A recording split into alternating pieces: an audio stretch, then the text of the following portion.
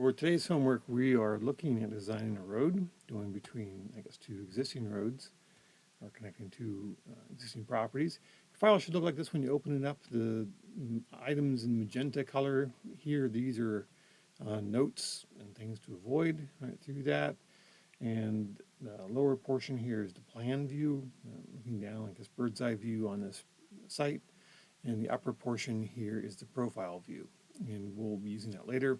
I already added the profile view in for you. I guess we have some tutorials that show how to do that, but I'll just make this a little faster. I just added in for you. I also already added in the existing ground lines. This is the existing ground, this I guess lighter cyan color, and going through that, and that is following, that's the existing ground elevations following this red alignment line. So I've already created an alignment line going through here, and I just knocked in some PIs, some points of intersection here where their tangents cross.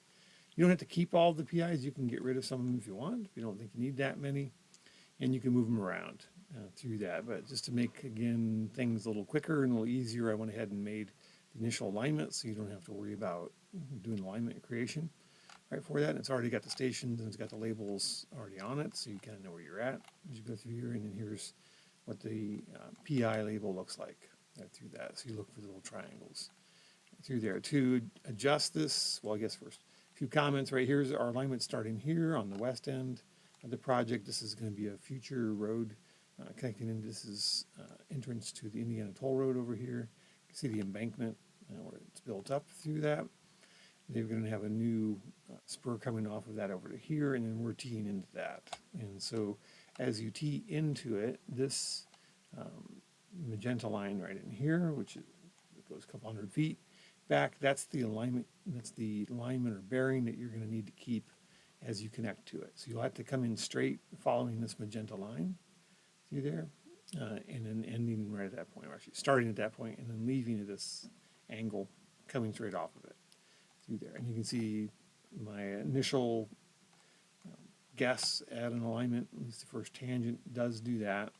Then you're free to do anything you want all the way through the site. You had to stay out of the wetlands area over here inside that box, and we have to stay out of this building site over here inside that box. But other than that, kind of do what you want as you cross the site. Here's the contours in the background until you get to this end over here. And again, we've got, this is the end point tying into the road. It's county road back here. And we have to also enter at perpendicular to it so that this angle, which is highlighted here again in this magenta color coming in. So we have the red alignment line, and where you see the magenta color, that's the angle we have to hit this other road at. So you have to match this point and this angle at the end, and you have to match this point and this angle at the start. Everything in between, as long as you aren't inside these two magenta boxes, is fine. How to access that? So I'm in Civil 3D, and I'm in the Civil 3D workspace, so just make sure you're there. Sometimes people, well, in AutoCAD we've been using the drafts and annotation workspace, but make sure you're in Civil 3D workspace. If you are, you probably will have your tool space popped up over here. I guess it doesn't matter if you do or don't, it'll work fine. To start working with this alignment, just click on it. Don't click on the text of the labels because that will bring up a different box, but click on the actual red line anywhere and it will change your ribbon, your menu ribbon up here at the top. And it will put you into, and this is called alignment PRA, it'll put you into the contextual ribbon for the alignment stuff. And so now you can do alignment stuff now that you've clicked that. And you can see it changed colors and your grips are now turned on. So your little cyan boxes and triangles and stuff. And that's places that you can drag things and move them around, right? So if you don't like where this PI is, all you have to do is click once on that triangle on the PI and just move it. And then click again, give it a second. It has to redraw everything. It might be a little bit slow, depends on how good your computer is. And that's all you have to do to move your PIs through that. So it's dynamic, and even after you put your radii in and put your curves in, you can come back and change those points. And so I'm going to move it back to where it was through there.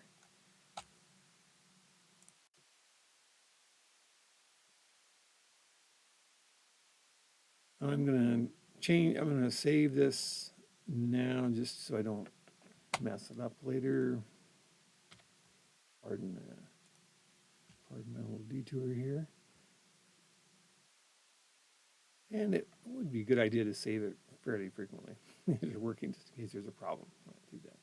So we've got that in now. So we're back here. We click on our alignment, and now I'm into the alignment controls. And if I want to add curves, and I could also delete PIs if I don't think I need that many, or if I can add PIs, all that's under Geometry Editor, this toolbox up here. Click that, and it'll pop up a toolbar that looks like this. See that.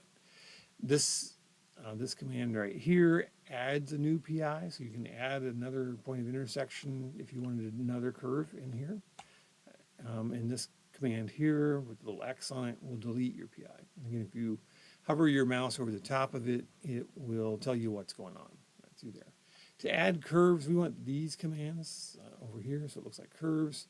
I'm going to do the drop down arrow box, and I'm going to look at all of these options. And there's a lot of them through there. And we want free curve fillet, and that's this down here. And we want between two entities and picking the radius. That's the best kind of curve to use. We don't have to draw through specific points and stuff, so this is the one we want. Free curve fillet between two entities, comma, radius. So we'll click that.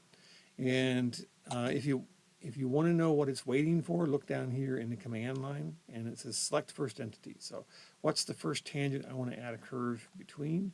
And I'm just going to start over here, and this big curve is easier to see. I'm going to go between this one, and now it says select next entity. What's the next tangent I want to make my curve between? That one. And now it says, is this curve less than or greater than 180 degrees? Because it could be that we're putting the curve around this outside. That'd be the greater than 180 degrees. We're going to do the acute angle, less than 180. It's almost always less than 180. So click less than 180. All right, through that, and now it wants you to put in a radius, and it's going to, mine is suggesting 200 feet.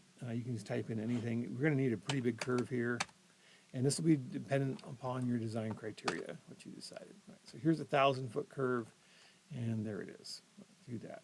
And you're still, it's asking for this first entity again. It's ready to go down and do another curve. And so we can come down here and go between that tangent and that tangent, and less than 180. Yep. And what's the curve length I want? Let's do a 2,500-foot curve over here. And there we go. And I'm going to hit escape now to stop adding curves. And once I hit escape, right, it has re-stationed or numbered, I guess, this line, labeled this line with the stations on it. And the stations are now following the curves, which is how stations do work in the horizontal alignment. Is our stationing, length of our curve follows the arc. Remember, we talked about that in class. And so our station is now following the arc. So when there are no arcs, there are no curves yet on the horizontal alignment, then the stationing was following the tangents. But as soon as we put the curve in now, it's going to station that alignment and do that. So I've got two curves in here. You're going to have to check your design criteria, use a radius. If you want to use super elevation, then you can use the appropriate radius for that. If you don't want to use super elevation at one of these curves, you'll use the other radii that you found in your design criteria of the early part of this homework. All right. So that's all you need to do to get your curves in. If you want to edit these curves, the easiest way to do that is through text. And if you come up here to this toolbar, and if you hover over this green circle, I'm not sure why they use a green circle for this. It's called Alignment Grid View. Click on that, and that pulls up this menu box, and you can move these around through there. And there's a lot more data in here, and I'm going to expand this box so you can see more of it. You don't need to see all of it, but just so you know what's there. I'm going to expand this one, and you can scroll over. And so here's all of the data about the alignment we've got through here. So you start out here, and if I click on this one, and then I click two down here, as I click these lines, it highlights that segment down in the alignment. So it knows, now you know which one you're talking about. And if I want to do curve 3, it highlights that. If I do segment 4, which is a tangent, it highlights that. And it'll tell you the stations on each of those, where it starts and ends. It tells you the length of each of those. things, and for curves, it tells you what the radius is. And if I don't like this radius, if I put it in wrong, or I want to try to get a bigger radius so I can use less super elevation, I can just double click it and I can type in a new number for that. So there's 1,500 feet, and it fixes it. It gives it a second, and then it fixes it. Okay, so now I've got 1,500. Well, what if I need a really big radius in here? What if I go to 5,000 foot radius in there? Oh, could not solve. And this, I wanted to do this on purpose because if it says could not solve, that means your radius is too big. And this could happen when you're adding the initial radii and doing it the graphic editor way before you get to this table view. It could be in this table view, but anytime you see that, it's just saying that it can't do this because that curve is too big. You're essentially running past the length of the tangent. It would tie in too far to the left or too far to the right of that tangent, or it hits another curve that's coming after it, and so it can't solve that through there. So we can try a bigger one. We just can't go that big, so we can do 2,500. Oop, can't solve that one either. And maybe 2,000. We can try 2,000 out. You like 2,000. So you can see the ends of these curves are getting, especially here on the to the left side, it's getting real close to the end of the tangent. And so here's my PC, so it's labeled that for us. Here's the next PI from the original one, and that's the end of that tangent. Now there will be, when you're done, you'll have a little bit of a curve in here too. So all PIs should have curves attached to them.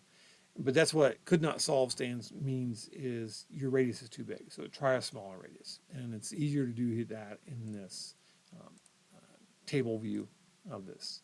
And there you go. So for the horizontal view, that's all you need to do. Well, all you need to do. Go in there. If your radii is too big and it's not going to work and you're into the wetlands, you can move your PI still. You can still come back over here. I'll zoom in a little bit. And tag that PI, and you can try moving it around. Now, if it disappears, that probably means that you are, again, it can't solve. You've gone too far, and it's pushed the PC and the PT too far, and it can't handle it. So there I could do that much. I could scoot it over a little bit so that the center of my road is missing that wetlands, right? And I want a little bit of space between, this is the center line of the road, so I need to have, 15, 20 feet from the center line to the edge of that box for the road to fit finally. So again, dynamic, really nice thing about Civil 3D, makes life very easy. You can put these curves in, you can change them dynamically, you can move everything around just by grabbing the grips and see what it looks like until it works. Once you're happy with your horizontal alignment and you've met all the criteria for it, you've got a curve at every PI, and you meet this angle and at the start point, and you meet that angle at the end point, then when you think you're done with horizontal, then you're going to move to vertical. And this is how we do design on roads, is we do horizontal first because all the stationing follows the horizontal alignment. Then we move over and then we do the vertical. And once you're done, it's going to calculate what the elevation of the ground is following your horizontal alignment, the center line of your horizontal alignment. That's the other reason we have to do vertical second, not first. And so it is going to plot that. I'm going to get rid of this, these horizontal controls. And if we go up here to the ground profile up here, all right, this is following the ground underneath that alignment. And it is showing it right here. And this is also dynamic, and it will update as you, if you move something in the horizontal, it'll update it up here. Let's do that.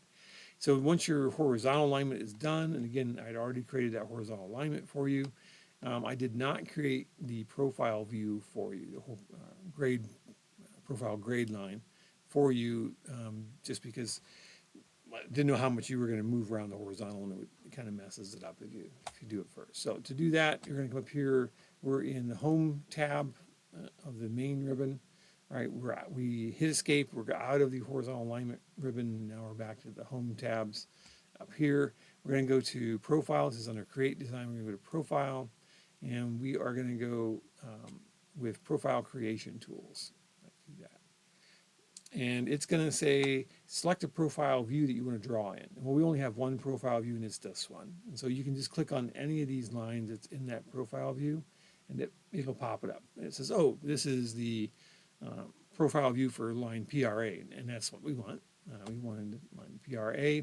It's already set up to do a alignment for FG, and that's fine. And the style, all of that should be set. You shouldn't have to change anything here. So we're trying to make it easy. Do that. Just click OK. Through there, now you're going to get a new toolbar, and it looks a lot like the one for horizontal tools, but this is the profile one. And so it's got very similar commands, similar shapes and stuff, but it's for doing the vertical. It's for doing the profile, not for the horizontal alignment. And the first thing, we have no profile in here whatsoever, so we're going to start off with adding in tangents. That's this one on the far left. So we're going to click Draw Tangents, and it's going to ask you for your start point, and your start point should be right here where the existing ground starts. We're going to click there, and we're going to move across, and it doesn't really matter where it's at to start with. It's trying to snap to everything. I'm going to turn off my snap points right now, and everything else is fine. And that makes it easier to draw these tangents. Otherwise, it's going to try to snap to all these intersection points. So I'm just going to draw some tangents in here. I don't know if they're right. I'm going to come back later and fix it all. But for now, I just need something to get started. So I'm just drafting along here. And I'm going to stay close to the existing ground line as close as I can. Not perfect, but you know, kind of just matching what the ground elevation is. If I'm too high or too low, that just means it's more expensive because our earthwork has to cover everything. I'm going to do a great big long tangent over here, right? And then I like to end on a slight uphill at the very end, but that's just me. Through that, and I'm going to turn the snaps back on. Here's my O snap button, and snap to the existing ground. And then I hit the right key or escape, the right mouse key or escape, and that ends my drawing of the new tangents right through there. And so this is my new profile, and again, it's all tangents, and it's labeling all my PVIs now. And so this is all my points of vertical intersection. And also is labeling all my grades for me. And so you have a minimum grade that you're going to have to keep on your road to make sure water sheds off of it. Now you know what grade you're at. It's going to tell you, here's those elevations right through here. Here's a very low grade that probably needs to be higher right through that. And then we are, you can fill around with these. Again, you can click these. Right, if that's too low of a grade, I can just move this sucker up. There we go. Oops. Turn off my snap again, because otherwise it's going to do weird things. There we go. I can move it up like that. Okay, now I've got 1.13%. Well, maybe that's a little extreme. I'll move it back down just a hair here. All right, we have 0.76. That's a really good grade. That's a nice smooth grade. 0.23. That's a little too low. So I can move this one and drop it maybe down here. And we'll see what that gives me. 0.38, I think I want 0.4, something like that. So I'm going to drop this just a little bit more and bring it this way a little too. And there we go. So now, okay, now I'm meeting my minimum grade, and you're just going to work your way down this alignment like this. You're going to put some rise and fall in these things through that, and move on. If you do escape out of it to get back into it, just click on the line, and it'll put you back up into the ribbon. Now you have the ribbon for profile stuff. Last time it was for alignment things, and there you go. The once we have that, now we can add curves in. Here's the curve shape again. Again, these are parabolic, so that's fine. We are going to do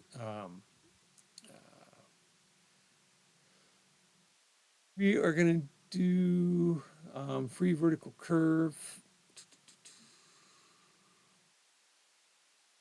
Yeah, we don't want fixed vertical curves, and I think we want free vertical curve. Yeah, here it is. Free vertical curve parabola. Let's try that one. I think that's the proper one. They've changed the names of these a little bit over the years. And we're going to do first entity, right? And we're going to do second entity. Click that.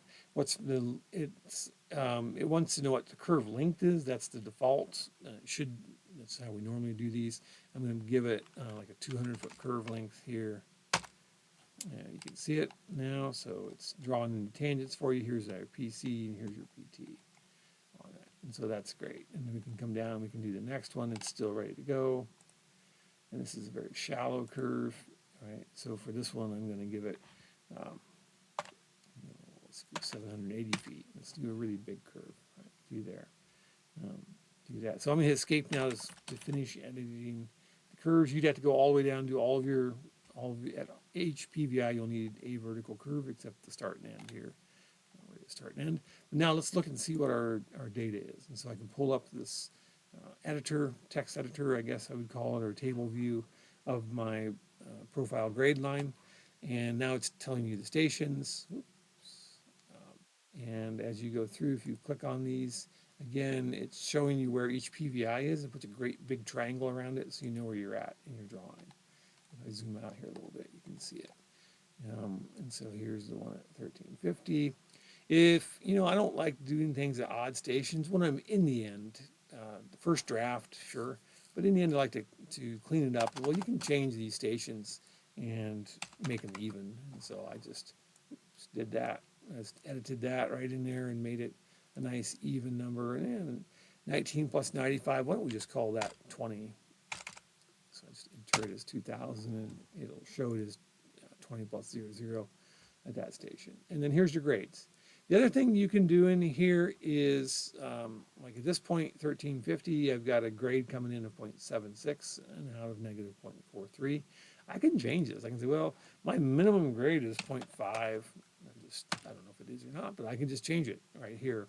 And it will automatically change the next PVI's elevation to match that through there. So, and if I want my outgoing grade to be a negative 0.5, I can just fix that right here. Do that, and it'll adjust the elevations of the next PVIs. Do that. We won't adjust their stations; it'll adjust their elevation.